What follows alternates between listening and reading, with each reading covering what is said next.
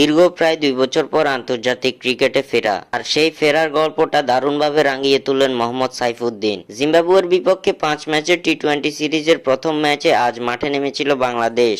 চট্টগ্রামে জহুর আহমেদ চৌধুরী স্টেডিয়ামে এদিন সিরিজের যাত্রাটা জয় দিয়ে শুরু করে টাইগার বাহিনী। এদিন জিম্বাবুয়ের বিপক্ষে 8 উইকেটের বিশাল জয় পেয়েছে টাইগাররা। শুরুতে টসে জিতে বোলিংয়ের সিদ্ধান্ত নেয় বাংলাদেশ।